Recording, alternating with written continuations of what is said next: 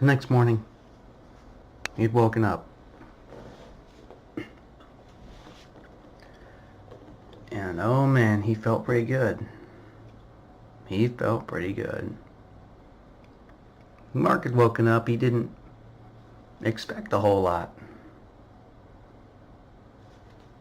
But after waking up for once and just feeling that magical,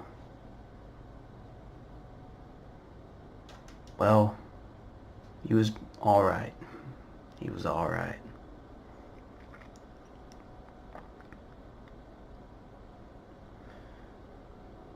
He pushed himself up, muscles sore, as he stretched.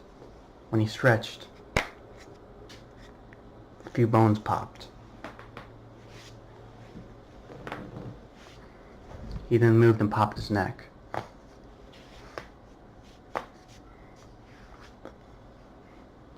He moved his body around a little bit more to get that shaky feeling out, and he walked outside, leaving AJ to sleep in the hay.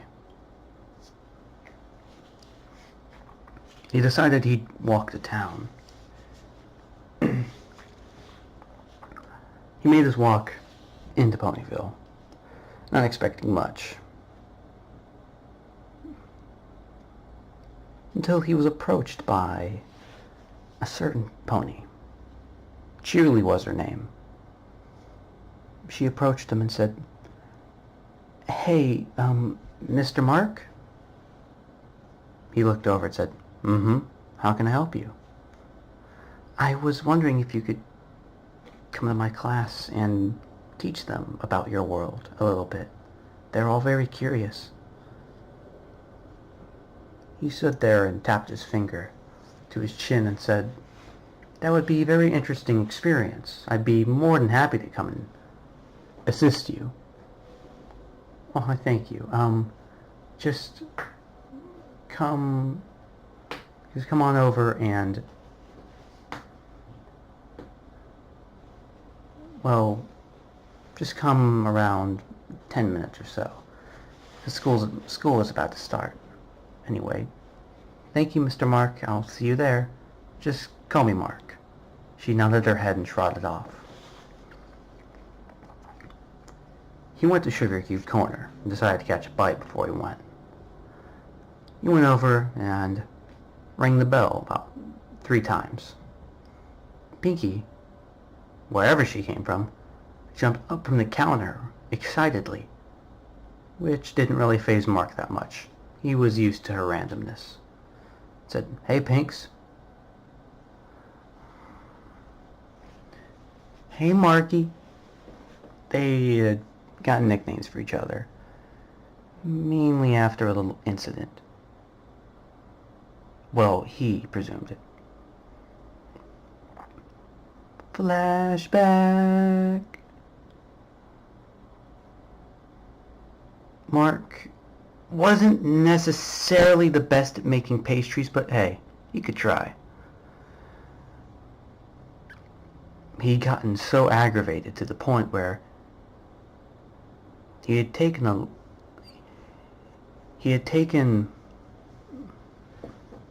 his cupcake that looked really disgusting. Well, it wasn't disgusting, it just didn't look like a good job, and had thrown it to the trash can because there was quite a bit of icing on it. Whenever he'd thrown it, it had caused some of the icing to come off. A few bits landing on the floor, some landing on his shirt as he took off his armor to do this, and a bit landing on his cheek and his nose. He sighed, saying, "Great." He was about to get a towel to wipe it off, but Pinky came over and said, "Ooh, what kind of icing is that, Marky?" It's strawberry." He'd put a lot of strawberry icing on his cupcake, but it was whatever. "I'm just gonna wipe it off. Pinky, do you have any..." It was right then when Pinky took her tongue and slurped the side of his cheek He stood there in shock, but before he could say anything else, she went another lick under the tip of his nose.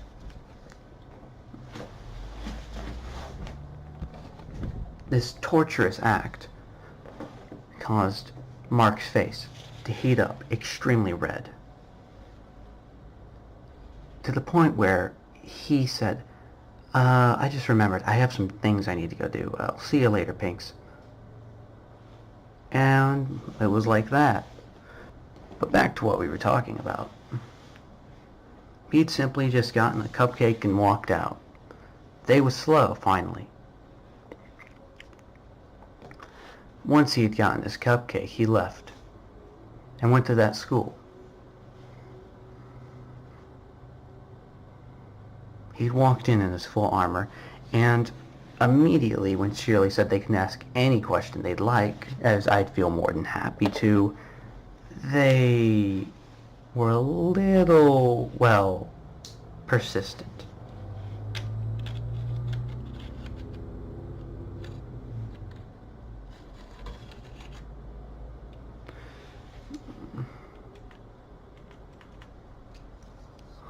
Eventually, they began asking questions from one end to the other.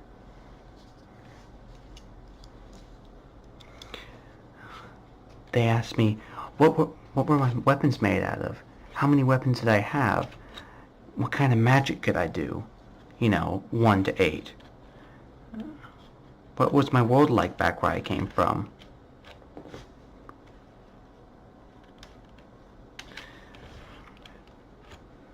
And they also wondered what my job was.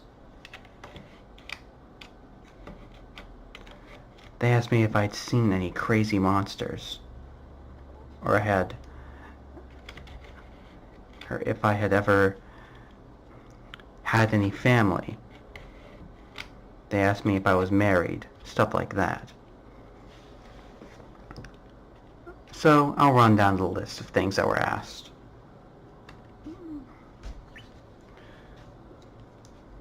The first thing that was asked was by Rumble. He said, "So, Mr. Mark, you have wings, right?" I nodded and said, "Yes, I have wings. Why do you ask?" He said, "Cool. So, how high can you go?"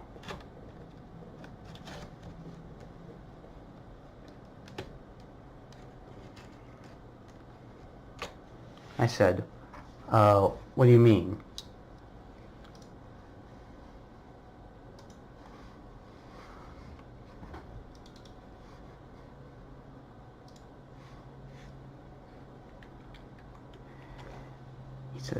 He then simply said, "You know what I mean."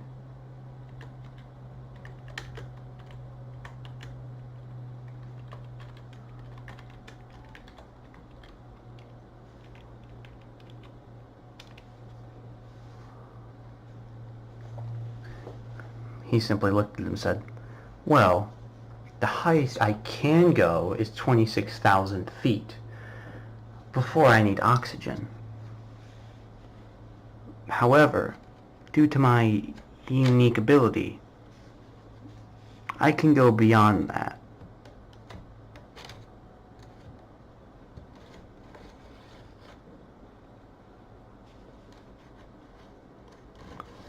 "You mean you can go all the way into space?" I nodded my head, saying I'm a very unique individual where I come from. And eventually, it got to Diamond Tiara, who then said, "So, where you come from, are you a knight from all the armor you're wearing?" I then let out a soft laugh and told her, "Interesting enough, you are correct, I am a knight. Where I come from, I'm seen as a knight, and I act as a knight, in a very unique army."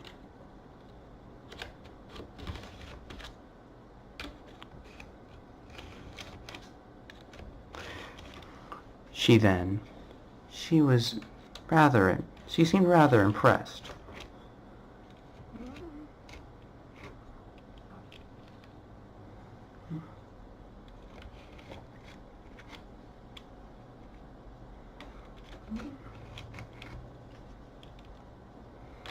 She turned to me and asked, "So,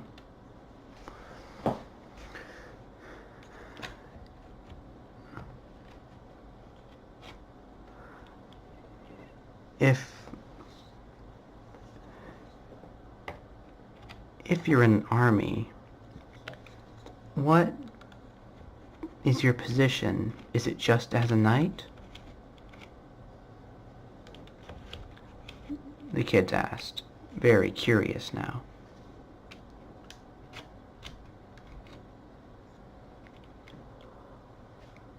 I turned to them and said, "No, my position isn't just as a knight. My position is very important. I'm a guardian."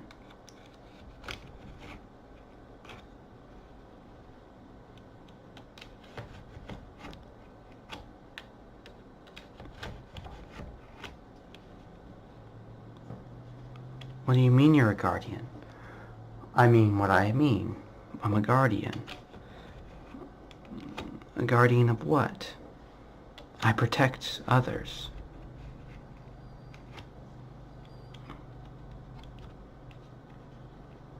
"I help others the best I can. Whether it be in unconventional means or whether it mean in means I have control over. I am always there to service the people." And before I could go any further into what I was saying, the door was pushed open by a very, persistent-looking Twilight, and very worried. She grabbed me before anything could be said and pulled me out and said, "We need to talk." "About what?" "Celestia sent a message, and it seems very serious, the situation." "What is? What's going on, Twilight?" "You're going to have to fight an army."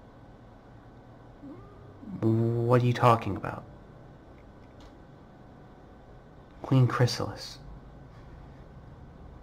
"Who's that?" "The Queen of the Changelings." "Why am I going to have to fight her?" "Well, now the war has gotten worse, and it seems like they're going to need all hands on deck."